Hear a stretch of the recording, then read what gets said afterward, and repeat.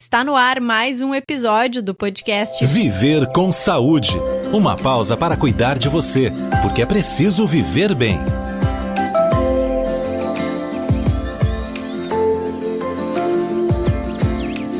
Adriana Lima.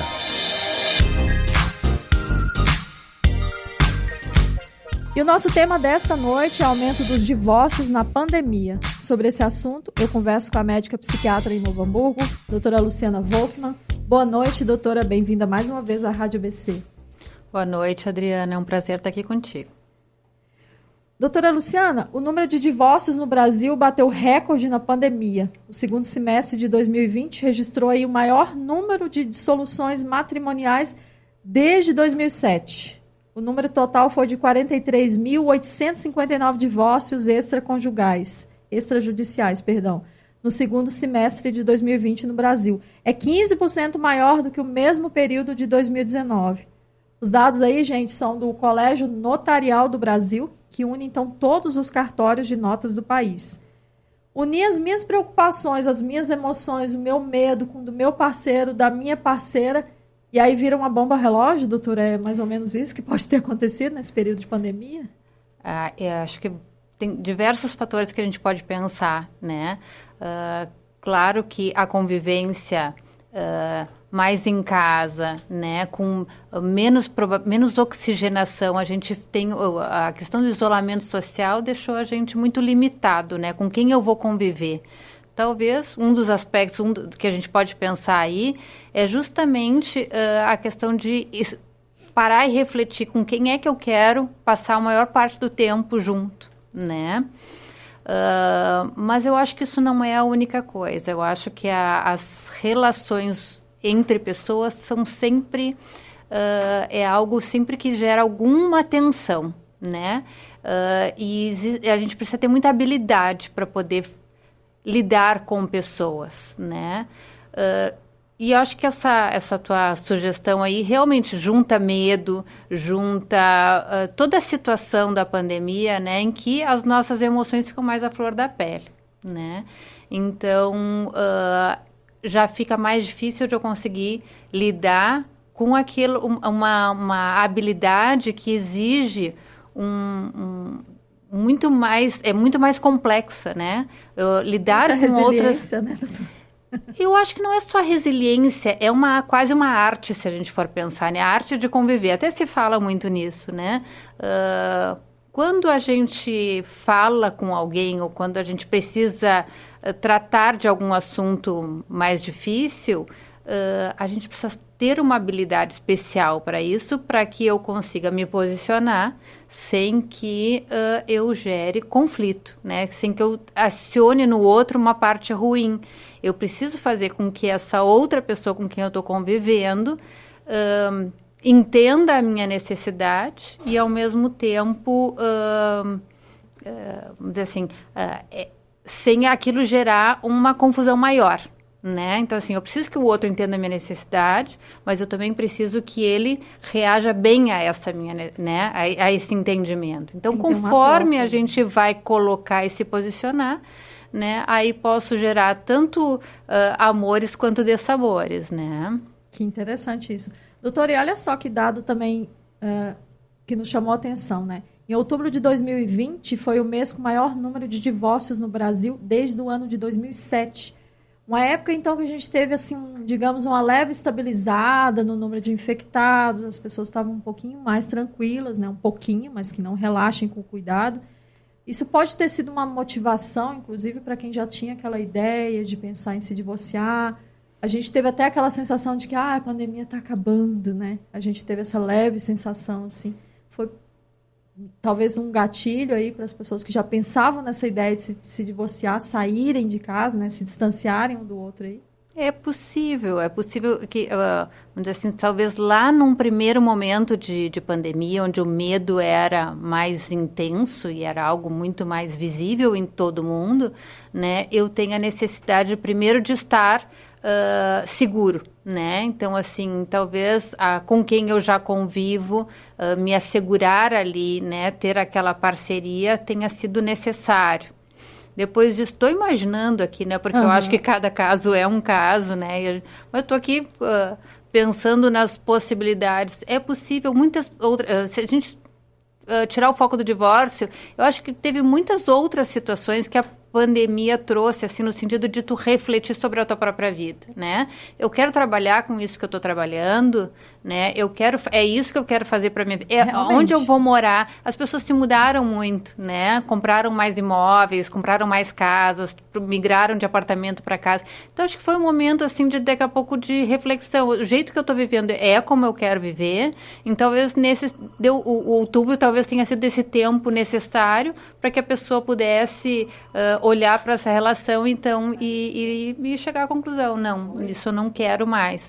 Mas eu acho que tem a ver com aquilo que a gente falava antes também, né, Adriana? Muita coisa que prendia alguns dos casais, né, como emprego, ou relações próximas, ou empresas. Comodidade, né? Talvez muitas dessas coisas se transformaram durante a pandemia, né? Aquilo que funcionava num momento diferente, com a pandemia deixou de funcionar, né? É possível. Gente, aí a gente está falando de brasileiros que perderam emprego, tiveram jornada e salário reduzidos, foram para o home office, recorreram ao auxílio emergencial, ou seja, pessoas que viraram a vida de cabeça para baixo, saíram da casa e foram morar no apartamento, adotaram um cachorro, muitas vezes nasceu um filho aí no meio dessa pandemia toda, né, doutora? Ou seja, são pessoas que viveram frustração, raiva, mágoa, amor, enfim, tudo uma mistura. E também são pessoas que precisam, né, me referindo aqui então às pessoas que optaram pelo divórcio, que precisam de um ambiente de acolhimento também depois desse divórcio, né? Porque a maioria das pessoas fica sem saber para onde correr, né, depois que encerra uma relação, né, doutora? Não é fácil mesmo. O final de uma relação sempre é muito difícil, é um renascer, né, e um reaprender a viver de novo, como talvez qualquer outro rompimento abrupto, né, aqueles momentos de ciclo de vida, aposentadoria, morte de alguém muito próximo, né, que faz com que haja uma ruptura e a gente precisa se readaptar, né.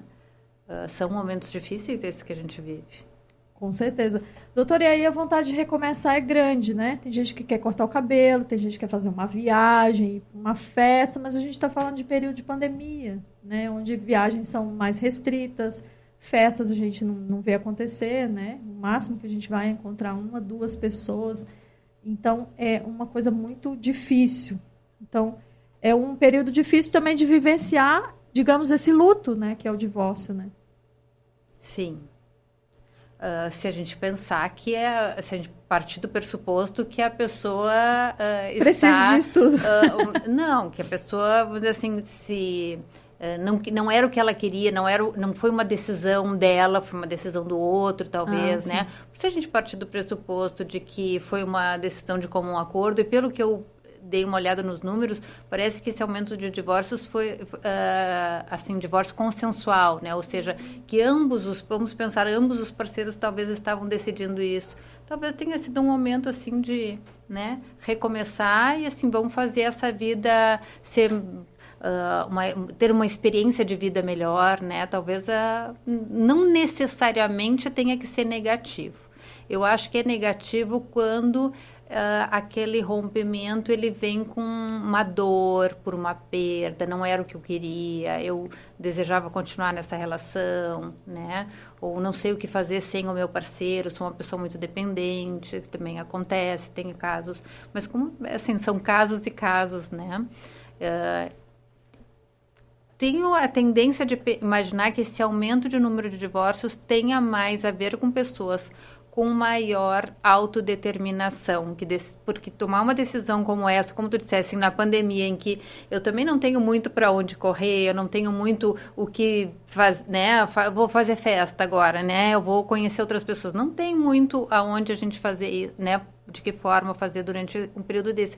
Então, eu imagino que são decisões tomadas por indivíduos que realmente estavam refletindo de que a vida pode ser melhor de uma outra forma, eu posso viver melhor, né, com todas essas restrições, de que jeito que eu me acomodo melhor, eu vivo melhor, com mais bem-estar, e talvez meu ex-parceiro, ex-parceira também, né? Que interessante isso, doutora, muito bom. A colocação aqui para a gente. É interessante a gente ver, né, esses pontos de vista e entender que muitas vezes cuidar do nosso emocional não é egoísmo, né, doutora? Nós precisamos cuidar da nossa vida emocional.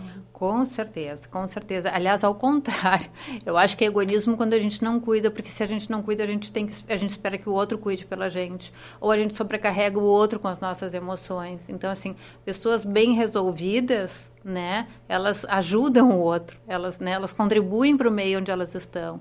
Então, cuidar da própria emoção é uma necessidade, todas as pessoas deveriam fazer. Com certeza. Doutora, e a gente escuta muito aquela coisa, muitas pessoas não se divorciam por causa dos filhos pequenos. Eu tenho filho pequeno, a relação já não existe mais, mas como é que eu vou deixar me afastar dos filhos pequenos? O que a gente pode dizer aí para essas pessoas? É complicado aí essa questão, né, doutora? Acho que é complicado, acho que cada caso é um caso, acho que tudo a gente precisa pesar.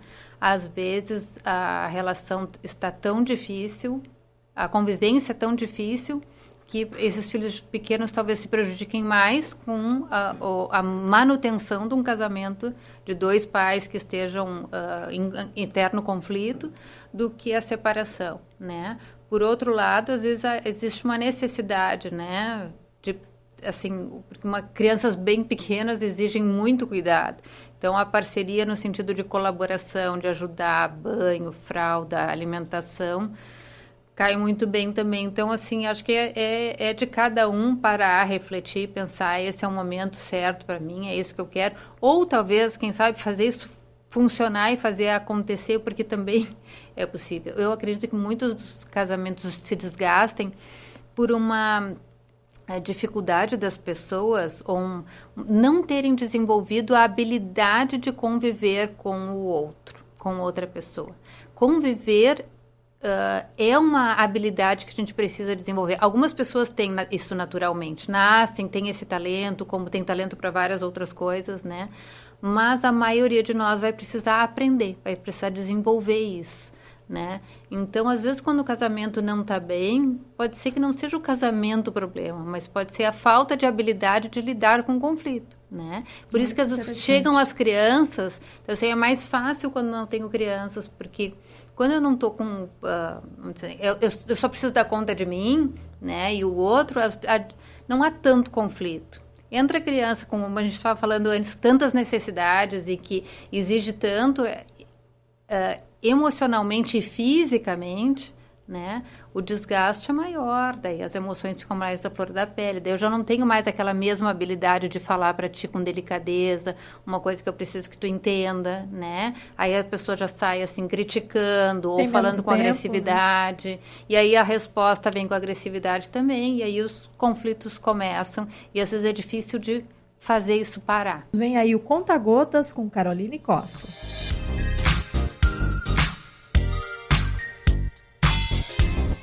Boa noite, Adri. Boa noite a todos os ouvintes. Pois é, com Conta Gotas de hoje a gente chega para falar da carambola. Ela que é rica em fibras alimentares, faz com que o intestino funcione corretamente, prevenindo a constipação, prisão de ventre e outras complicações.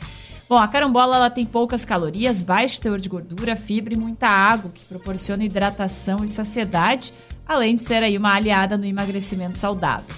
Agentes antioxidantes presentes na fruta também ajudam a prevenir o envelhecimento precoce das células, retardando o aparecimento de rugas. Então, essa foi a dica do Conta Gota de hoje, Adri. Nós seguimos então com a nossa conversa com a doutora Luciana Volkmann sobre relacionamentos e também os divórcios durante a pandemia. Doutora Luciana, que dicas a senhora daria principalmente sobre a saúde emocional de quem quer recomeçar a vida depois de um divórcio? Muitas vezes a gente vê casos de pessoas que saem de uma relação e já engatam outra ali logo na sequência, né? Alguém diz assim, não, tem que ter um período de X meses. O outro diz, não, é melhor continuar assim. O que a gente pode dizer para essas pessoas? As pessoas têm necessidades individuais, a gente precisa respeitar isso. Mas eu tendo a pensar que um tempo para si, um tempo para se conhecer melhor, para se entender, perceber suas próprias necessidades, né? para exercer a individualidade, tu poder estar em convivência contigo mesmo, vai te possibilitar, inclusive, entrar numa próxima relação mais amadurecido, mais inteiro, né? Então, assim, primeiro, cuida de si, né? Quando a gente se envolve numa relação, especialmente no começo, a entrega é muito grande. É como se a gente tivesse sequestrado por aquela relação que se inicia, né? E envolve muita energia. Uma energia que muito provavelmente essa pessoa deveria estar direcionando a ela mesma para se reconstruir, para se fortalecer e entrar numa próxima relação de forma mais madura, né? Não quer dizer que quem faz isso não engata numa outra relação e daqui a pouco dá certo, né? Por isso que eu digo, não existe uma fórmula mágica, não existe um tempo certo de repouso, de pausa entre uma relação e outra, claro. Mas eu tendo a pensar sempre que é importante a gente estar em contato com a gente mesmo, a gente investir em si antes de se entregar numa relação. Isso é bastante importante mesmo, né, doutora? Afinal de contas, a gente está falando aí, gente, de saúde emocional, de saúde mental, e é fundamental esse tema aí durante a pandemia. Eu quero, então, agradecer a participação da médica psiquiatra em Novo Hamburgo, doutora Luciana Volkmann. Muito obrigada, doutora, pelas suas informações aqui nessa noite. Imagina, eu que agradeço. É um prazer estar aqui contigo e poder transmitir um pouquinho do que eu conheço, do que eu sei para esse público todo que assiste à rádio. Um beijo, gente. Tchau, tchau.